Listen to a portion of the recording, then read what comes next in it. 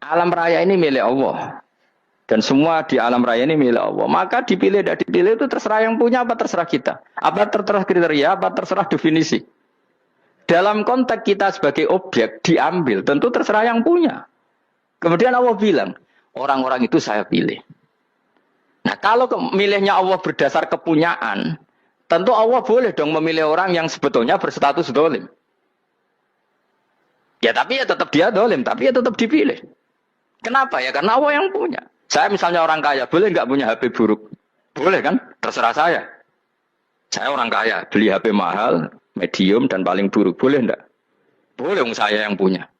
Nggak boleh, Gus, dengan orang kaya harus beli HP yang mahal. Yang bilang harus siapa? Nah, kegoblokan kita ini seperti ini. Nak sung sugih HP ini kudu larang. Nak wong alim kudu bojone ayu. Sing kudu darani kudu ayu ku sapa? Nak maji jalan yang dumdu swarga. Lho kudu ku sing swargane mbam tapi kudu. Nah, kita ini sering berpikir ngatur Tuhan. Prioritas Muslim terus Islam Indonesia kudu dadi sampling Islam seluruh apa? Dunia. Ya ora usah sombong ngono ya. Kowe tapi ya betul sepuro. Enggak boleh doakan Nabi gitu, enggak boleh. Allahumma sholli ala sayyidina Muhammad wa ala alihi. Enggak boleh pakai ighfir lahu. Masalahnya kita tahlilan apa alam dongo iku terus kamu gunakan. Misalnya terjadi percontohan Islam dunia terus Nabi kapundhut ditalkin, nek ditakoki waman rabbuka piye. Terus Nabi warai waman nabiyuka. Mesti Nabi yo pro, lah aku Nabi coba takut. Jadi kita ini sering kumo luhur karena kita mayoritas terus jadi percontohan Ora usah ngono. Paham ya napa? Ndak usah ngono mayoritas saya, tapi ora usah GR jadi apa?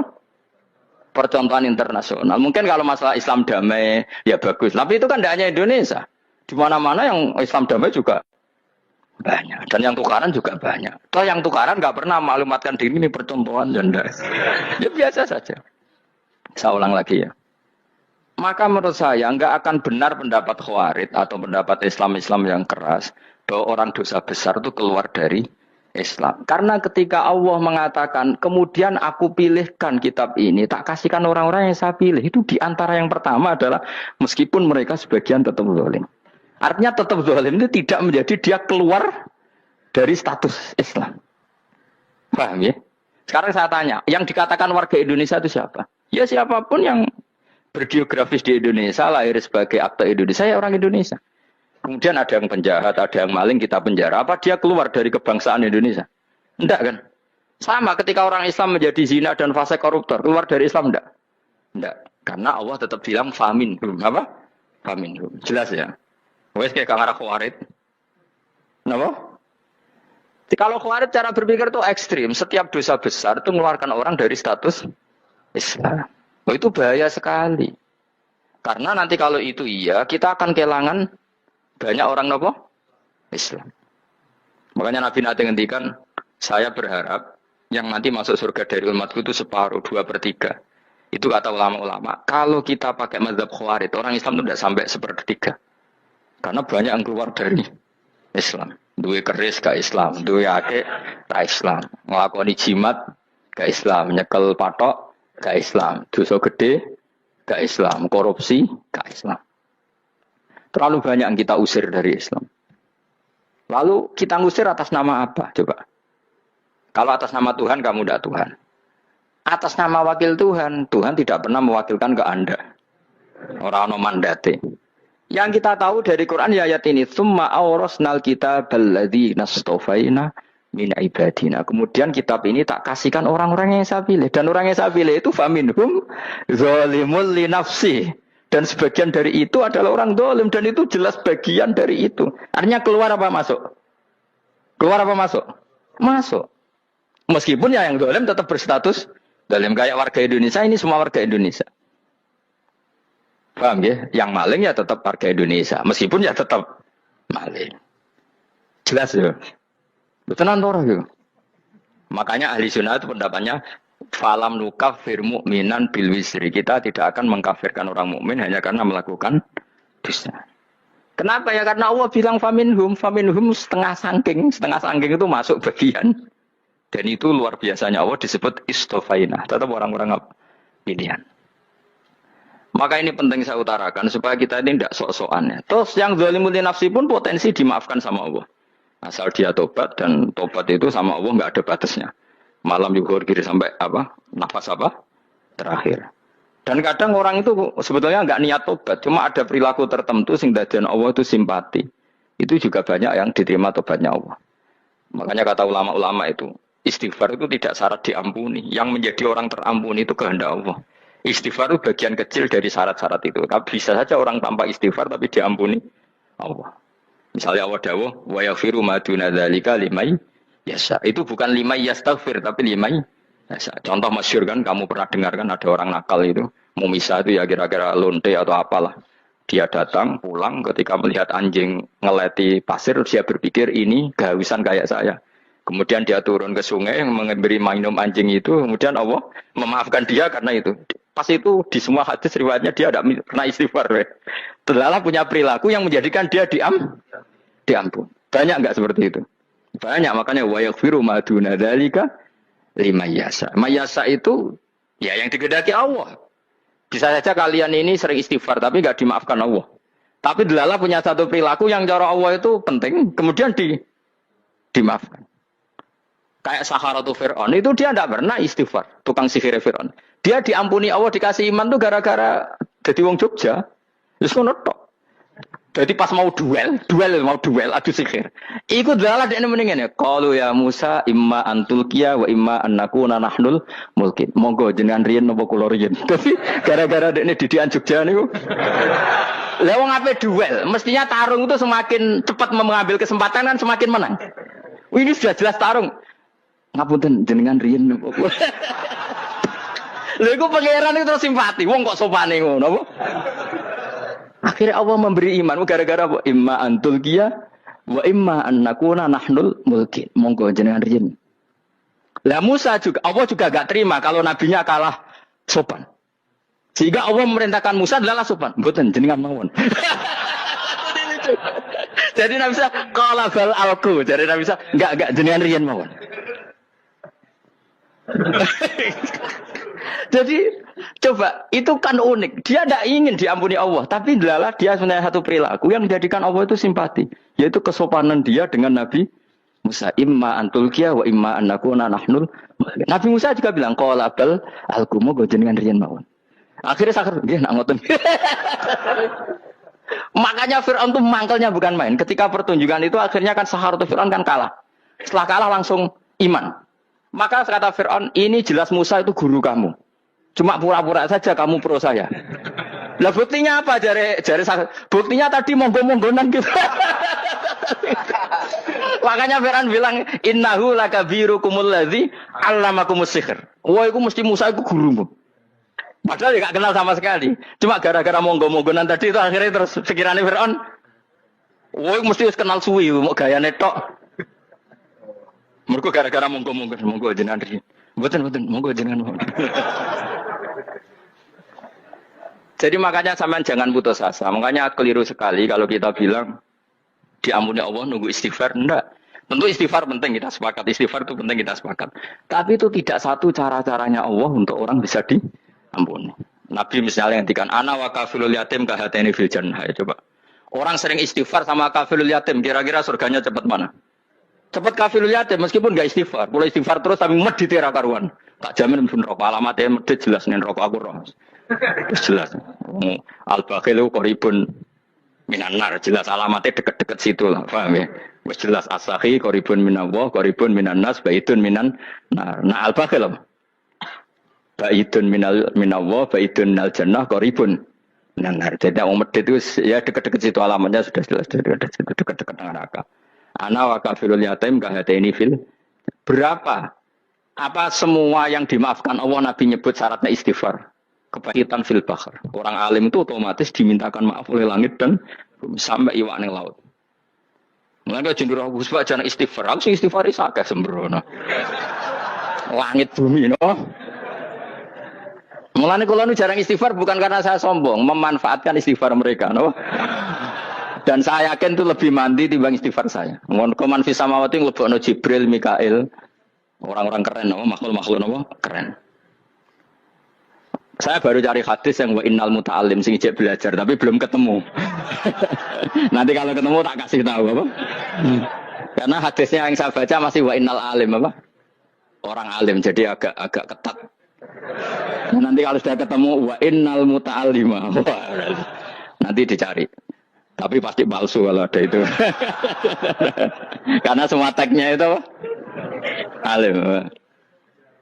Atau ya kamu alim dibanding yang di bawahnya. Ya semoga itu masuk apa? Jadi dibanding orang Papua kan harus alim. Saya ulang lagi ya, ini penting sekali. Jadi latihlah jangan punya gerakan takfiri orang lain, dianggap kafir orang lain, dianggap kafir. Karena Allah tidak pernah mengusir hambanya. Meskipun apapun salah najiyah, kata Allah tetap faminhum. Apa? Faminhum. Hum itu rujuknya ke yang depan. Jadi termasuk orang-orang yang saya pilih adalah faminhum zalimul li nafsi. Tetap dia di arena itu. Nisbatnya Islam ya tetap di area Islam itu. Meskipun yang ya kayak warga Indonesia coba. Warga Indonesia itu siapa? Yang terlahir di Indonesia dan berKTP berkartu keluarga Indonesia sudah. Nanti tentu yang bajingan tetap bajingan, yang koruptor tetap koruptor. Tapi menjadi warga Indonesia terus keluar dari warga Indonesia. Tetap warga Indonesia. Kira-kira seperti itulah analoginya. Tetap istofaina, tapi tetap berstatus faminhum zalim. Tapi rujuknya kan tetap faminhum ikut setengah sangking alladzina tofaina. Mulane ngaji sing tenanan, kowe ora usah anut khawarit. Khawarit itu apa? Ngamukan. Sidi-sidi wong liya salah itu apa-apaan. Loh saya juga mangkel be wong dolim. Semua orang soleh mangkel be wong dolim. Tapi ya dihukum saja. Misalnya dalam Islam ada kisos, ada had. Ada hadul qadhaf, hadus sariko, ya hukuman saja, tapi hukuman itu tidak bisa menghilangkan status. Ya sama seperti manusia tetap manusia, meskipun apapun dia ya manusia. Ya tadi misalnya manusia itu siapa? Ya manusia itu ya manusia. Terus kamu bikin orang yang standar ideal manusia adalah yang berperilaku baik, yang enggak pernah salah. Kemudian kalau Zaid itu maling berarti tidak manusia. Terus barangnya apa? Ketek. Tidak bisa, makanya kembali lagi dinul aja. Kamu bikin definisi manusia itu tidak usah seangkuh itu. Manusia seperti ini manusia ya sudah, maling ya manusia, orang soleh ya manusia, orang sedengan ya manusia. Lelaki itu apa? Yang punya alat kelamin penis itu lelaki titik sudah, sehingga nanti warisannya ya dia lelaki. Sholatnya dia bergaya. Kamu tidak usah bilang gini, lelaki adalah yang cakap memimpin, yang maco, yang kuat. Jika kalau tidak seperti itu namanya perempuan. Terus kamu membolehkan yang seperti ini jadi makmumnya perempuan. Imamnya perempuan sing maco. Kacau enggak kalau agama nuruti logika-logika itu? Enggak jawab aja. Kacau. Lalu lucunya sekarang banyak kecerdasan yang mengarah ke sana. Makanya agama ini jadi kacau. Karena sudah ada dinul ajais. Agama ini agama ummi. Ya agama ini agama ummi. Kata Allah huwallazi ba'atsa fil ummiyin. Ummiyin itu lugu-lugu itu polos. Jadi kalau orang polos misalnya gini, ini apa? Kira-kira kalau jawab orang polos ini, jam. Bagus kan jawab jam. Jam untuk apa? Penunjuk waktu ya sudah seperti itu. Tapi kalau orang engkek, ini itu apa jam? Itu barang murahan. Bulat kan oleh jawab. Mana mobil carry itu apa? Itu black melaku. Yang mobil itu Alphard. Jadi kacau. Enggak boleh agama dibawa ke sana. Apa? Agama di sana dibawa ke sana. Nah itu madzhabnya ahli sunnah wal jamaah. Ketika Rasulullah ngendikan la yu'minu ahadukum hatta yuhibba li akhi, ora kok diarti ini ora iman. Sehingga yang menyala itu tidak iman, tidak seperti itu cara mengartikan ahli sunnah wal jamaah. Karena status itu tidak pernah hilang. Yang hilang hanya kesempurnaannya. Paham ya? Kesempurnaan kita jalani manusia hilang karena kita maling, karena jadi koruptor. Tapi tetap kita manusia. Kesempurnaan kita sebagai orang mukmin hilang kalau kita fasik. Tapi kita tetap mukmin. Paham ya? Makanya setiap hadis gitu kata ahli sunnah la yu'minu imanan kamilan. Wis dong ya. Dong. Ya alhamdulillah subhanallah. Ya dalam mas malam 12. Malam Lailatul. Aku kadang yang melok goblok aduh. Saya tuh sering dididik sama bapak saya, sekumpul ngake kudu melok goblok guys. Makanya bapak itu kalau ada orang pidato, bapak kan juga enggak suka pidato juga, tapi ya kerso kadang-kadang, saya pun kadang-kadang kerso. Asal sing utus pernah guru, pernah sepuh kadang kerso. Bapak nak bahas pengajian ngomongin balik dari bapak, malah bingung. Ngomong apa wae. Coba kita dengan PD-nya bilang Lailatul Qadar itu 21 sampai berapa? 29. Lailatul Qadar. Warna itu malam Lailatul Qadar. Lalu Lailatul Qadar keren tuh karena apa coba? Karena nuzulul Quran. Lalu nuzul Quran tanggal 17. Lalu Lailatul Qadar tanggal berapa? Oh, ada nih. Alhamdulillah. Tapi ini jangan jadi keiskalan yang masif, itu sudah difitnah. Coro Gus Bak, ya coro Gus Bak, coro Quran ngawur itu. Sembrono. Memang aku tidak pendapat tentang Quran, ya dan ayatnya seperti itu. Maka yang benar, Lailatul Qadar itu kata ulama-ulama dulu, orang yang beramal soleh, ya itu sudah anggap saja dapat Lailatul Qadar. Orang itu rawusan dulu isu-isu dulu serengingi, belerengan tau orang, nara belerengan berarti untuk Lailatul Qadar. Jangan mendung kan belereng. Terus bunyi angitnya sayup-sayup. Anggris dini hari ya sayup-sayup, blok ke blok aneh-aneh. Nah, anak pikir segoyer, berarti wong laut gak taran untuk Lailatul Qadar. Ke segoro gitu langitnya bianter. Lah anak yang dia yang mesti sayup. Mau ngangin dok gunung wis kesel tadi udah sayup-sayup. Gaya ukuran ojo ngono, gaya ukuran ngono rak wong diang luwih ngrasa entuk Lailatul Qadar timbang wong segoro kidul. Go segoro kidul angine apa? Buanter. Padahal alamate piye? Sayup-sayup. Aneh-aneh. Maksudnya alamat ngono iku ora ngono, maksudnya ayat iku Kanjeng Nabi mbak dawuh ngono, maksudnya ora ngono. Wes dong ya. Ayo Lailatul Qadar tanggal aku seneng wong bodoh. Enak urip wis happy no. Happy. Ya saya ulang lagi ya. Jadi kejati dirian itu tidak bisa hilang dengan standar keidealan. Yang hilang itu standar apa? Keidealan. Misalnya kita maling, ya eman lah sebagai orang mukmin kok maling. Warga Indonesia kok kriminal tuh eman. Tapi dia tetap orang Indonesia. Orang Islam tetap Islam meskipun dia fasik. Sebab itu Allah ngendikan faminhum zalimul linafsi. Sebagian dari orang yang saya pilih dia adalah orang dolim. Ya dolim saja. Jangan kamu katakan kafir ya dolim saja. Dolim kira-kira maknanya kurang ajar, kacau, kriminal. Tapi kan tetap dia orang Indonesia. Paham ya? Tetap dia orang Islam. Tapi Islam yang dolim. Ya seperti saya sering cerita. Saya pernah ketemu orang alim melaku di Tuban. Yo bila tanggamu, wong Islam kok doku. Wong Islam kok doku umat Islam kok do mabuk. Ya tentu oknum ya. Tapi dari orang alim tadi, itu orang umat Islamku. Islam sing kumat. Jadi orang Islam itu hanya dua, umat Islam sama Islam yang kumat. Jadi kalau pas fase ya Islam kumat. Kalau pas waras umat Islam. Ya sudah itu bolak-balik. Ya, jadi umat Islam. Jadi kalau di Jogja atau di Jakarta ada orang mabuk, itu berarti Islam sang kumat. Kalau pas ngaji umat Islam. Tapi kadang orang yang sama ya kadang umat Islam, kadang Islam yang kuman. Ya sudah seperti itu. Dan nanti pas diambil Allah ya tetap statusnya dua tadi. Umat Islam dan Islam yang kuman. Jadi jelas ya. Jadi jelas sekali makanya orang Khawarij itu kata Rasulullah syarrul khalqi wal khaliqa. Ela makhluk itu orang Khawarij. Karena dia menghilangkan status kejati dirian. Itu bahaya bagi kelangsungan negara. Negara maupun agama. Jadi misalnya kalau orang, nyuwun sewu misalnya ada orang kriminal di Indonesia. Terus dianggap gak warga Indonesia. Terus mau dibuang kemana? Coba. Sama kalau semua orang Islam yang salah dianggap kafir. Terus lalu mau kamu buang kemana? Padahal dengan kamu katakan kafir. Artinya dia sudah tidak wajib sholat. Orang kafir tidak wajib sholat, tidak wajib puasa. Apa tidak lebih ngeri? Karena dia tidak berkewajiban melakukan ibadah-ibadah Islam. Berarti Anda lebih ridho dunia ini rusak. Jadi kalau misalnya Zaid karena megang patok kuburan atau melakukan dosa besar kamu katakan kafir. Setelah kafir dia wajib sholat enggak? Tidak kan? Wajib puasa enggak? Berarti kan malah jura-jura. Karena mendorong orang keluar dari ring permainan kesalehan. Tapi kalau kita katakan Islam, kemudian kita bina. Kan ini jadinya aset. Dengan kamu katakan Islam artinya menjadi aset kan? Bandingkan kalau kamu katakan keluar. Paham ya? Makanya Nabi ngendikan umatku itu apa? Khawarij. Karena ini bahaya. Bahaya. Negara juga gitu. Andai kan kita berpikir ekstrim, yang melanggar negara tidak warga Indonesia. Yang demo tidak warga Indonesia. Sing beda pendapat dengan pemerintah enggak warga Indonesia, negara ini habis. Kehilangan 50% warga Indonesia. Ya biasa saja, yang salah ya salah, tapi tetap warga Indonesia. Kalau secara aturan hukum harus dihukum ya dihukum. Asal objektif, asal adil. Kayak misalnya santri saya, yang santrinya Gus Bak itu siapa? Ya pokoknya saya ngaji. Kamu nggak usah pakai definisi ideal, sing ngaji, sing paham, sing ora ngantuk, sing pinter. Yo ngiyai dul. Mana aneh. Jadi nek sing bener piye? Sing santri gesat piye? Ya sing ngaji. Lah sing piye ya pokoke anggere sing teko ngowo ya wis melok mlebu. Ora paham yo ngaji, paham yo ngaji. Wong didelok kolange itu pokoke anggere sing teko ngono. Malaikat yo ora niteni sitok-sitok itu paham to ora.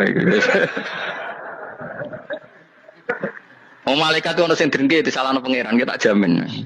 Tapi bukan malaikat elit sing didrengki ora malaikat elit, malaikat awam napa? Masyhur itu kan. Innalillahi ta'ala malaikatan sayakhina fil ardi yabtahuna khilaqal dzikr. Terus Allah punya sekian malaikat yang tukang mencari-cari tempat dzikir. Khilaqul dzikri itu tempat-tempat halal haram, tempat-tempat ngaji. Kalau orang toreko ya tempat wiridan oleh maknanya. Tapi kalau orang fikih maknanya tempat diajarkannya halal dan haram. Terus setelah ketemu orang ngaji, terus kata para malaikat sing apian, halumu ila buhyatikum. Ini tempat kamu, ini orang ngaji. Kemudian ada malaikat yang agak hasud, tapi entah gimana hasudnya. Pokoknya bilang gini, itu ada orang yang datang ke situ tidak niat ngaji, nyari temannya. Kebetulan temannya itu ngaji. Maka ya Allah itu jangan masukkan kategori yang ngaji, karena dia nyari situ, nyari temannya. Kebetulan temannya itu ngaji. Tapi apa kata Allah? Hum al-qawmu la yasqa bihim jalisuhum. Wes ngono lah. Asal melok gabung tak sepuro kata Allah. Hum al-qawmu la yasqa bihim jalisuhum. Mereka adalah kaum asal ikut duduk saja, ikut nimbrung duduk saja dengan niat yang macam-macam, tetap tak ampuni kata Allah. Tidak penting ya niat ngaji ku hiburan, alternatif di bang lengo masum pengadepi bojo. Wes gak penting kabeh. Soale anggere melok nimbrung sah. Enak loh. Nah, ya alhamdulillah. Sauni-unimu. Jadi agama itu tadi, pokoknya jangan golino merubah kestatusan. Makanya itu ibaratnya ahli sunnah napa wal jamaah. Setiap ada hadis la iman liman la ahdalah. Enggak ada iman bagi orang yang enggak nepati janji. Semua ahli sunnah nafsiri gimana? Tidak ada iman sempurna, tapi dia tetap mukmin, cuma tidak sempurna. Tidak dihilangkan status mukminnya. Masa orang Indonesia kalau maling enggak orang Indonesia? Lalu kamu buat kemana dia? Ya tetap dia orang Indonesia meskipun tidak ideal sebagai warga Indonesia, tapi tetap orang Indonesia, jelas ya. Jadi semua orosnal kita beladinas tofaina min ibadina. Terus orang yang istofaina itu berstatus faminhum zalimul nafsi, tapi tetap istofaina, tetap orang-orang apa? Pilihan. Karena kita alhamdulillah apapun fase kita dipilih Allah menjadi orang Islam. Alhamdulillah ladzi hadana lihada ma kunna linahtadiya laula an hadana Allah. Dan kita alhamdulillah dengan segala kekurangan kita tetap dipilih Allah menjadi muslim. Ora terima muslim pembawa jalalan, enggak keren dah. Just no. Just muslim pecinta Lailatul Qadar. Meskipun salah tanggal. Ayo gumun be wong. Gak tau mikir ono to, Bang. Iya, soalnya aku lah ya yakin itu Qadar tanggal 21.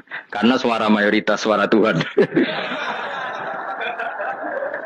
Bola ya malah goblok kan. Bola anggar malam 21 ya wiridanku tak tambah. Meskipun aku ya rada eskal tapi Gusti niku suarane tiyang kathah nderek mawon. Oh, inna anzalnahu fi lailatul qadar. Quran itu tak turunkan pada malam. Jadi normalnya Lailatul Qadar itu berbarengan dengan malam. Tapi ya serasa imani biasa lah. Mari fitnah, mari apa? Fitnah biasa. Yang jelas Lailatul Qadar itu bisa kapan saja. Nah, ulama dulu bilang ya bisa kapan saja. Cuma kata ulama-ulama bisa saja diturunkan di tanggal itu. Ya bisa itu karena memang nuzulul Quran itu kan tidak semuanya di tanggal 17 sebetulnya. Jadi di mana-mana itu ada simbol-simbol yang dipakai. Istilahnya tanggal 17 itu simbol memang kebetulan ada yang tanggal 17. Tapi kita tahu kan yang turun di Haji Wada juga banyak. Coba Haji Wada tanggal berapa? 9 Arafah. Bulan apa? Dzulhijjah. Dan banyak ayat turun Isra Mi'raj misalnya. Ayat Isra Mi'raj turun bulan apa? Rejab kan? Boyo ngaji dora hatam kecangkeman. Jadi Quran itu tidak hanya turun di Ramadan. Ya biasa saja, makanya kayak saya itu kan biasa ngaji Quran, ya setiap saat anggap Lailatul Qadar. Cuma kita ya ikut umumnya orang, Lailatul Qadar itu tanggal 21, 23. Aku lah senang malaikat yang bagian panitia itu ben jelas fokus di tanggal itu. Tapi kamu jangan pernah berpikir menafikan hari-hari lain bagi ulama tertentu, bagi wali-wali tertentu. Mereka ngalami Lailatul Qadar kulalailah. Banyak wali yang bilang, saya ngalami Lailatul Qadar kulalailah. Maksudnya, karena kulalailah zaman Nabi itu pernah dituruni Quran. Dan semua itu artinya Lailatul Qadar. Tapi tentu ada simbol. Kayak kemerdekaan Indonesia itu dimulai tanggal berapa? 17 Agustus. Sebetulnya ya enggak. Ketika Jepang kalah itu ya sudah merdeka. Dan daerah tertentu sudah lama dulu merdeka kayak Aceh. Karena dia tidak merasakan dijajah Belanda. Daerah tertentu ada setelah diproklamasikan tetap berjibaku dengan penjajah. Banyak enggak ketika diumumkan kemerdekaan masih yang berjibaku melawan penjajah? Banyak. Tapi kita butuh simbol. Jadilah kita ngambil 17 Agustus. Mau kok raiso. Jadi tanggal itu ada tanggal hakiki, tanggal simbol. Meskipun yang hakiki ya simbol, simbol ya hakiki. Dong ya? Ya alhamdulillah. Ayo kok pinter. Ayo. Maksudnya ben kulino mikir, ben urip itu gak glonyar. Enggak jelas. Wah, kalau sokai goblok barokah nang itu. Karena saya itu kenapa kok tahu goblok barokah itu gini ya. Satu supaya saya tidak takabur ya. Saya akan kecelok wong alim bila takabur. Dua jeneng wong goblok ya ono pinter ya, Mas. Kaya wong iku lho, kaya wong naik apa jenenge? Naik Jambian loh, 17 Agustus apa? Apa? Targetnya Panjat Pinang. Itu kan nilainya hanya berapa yang di atas? Kira kalau di sini berapa nilainya? Kalau diberikan diuangkan 1 juta ada? 1 juta. Bagi penonton tuh kan gini. Cek goblok, demi duit 1 juta geributan kayak gitu kan gini. Wong barang angel kok dilakoni. Goblok banget kan gitu jare sing ra melok. Tapi ya delok seneng. Tapi kan melok ora gelem. Lah duit 1 juta ya tak rewangi gitu. Orang goblok ya gitu. Dadi wong alim ku angel. Wis ngerti nak angel, maka ora usah melok barang angel kan gitu. Berarti pinter gak wong goblok ku? Tak warai ya. Dadi wong alim niku angel. Maka saya menghindari barang angel. Menghindari barang angel itu satu kepintaran. Berarti orang bodoh adalah pintar. Tawarai. Jelas ya? Jelas ya? Alhamdulillah. Makanya kula nu kadang ya pinter kuwe Mbak aku. Karena kamu tahu ngalim iku angel. Menghindari barang sukar itu pintar. Berarti wong bodoh iku pintar. Tapi pintar dalam kebodohan.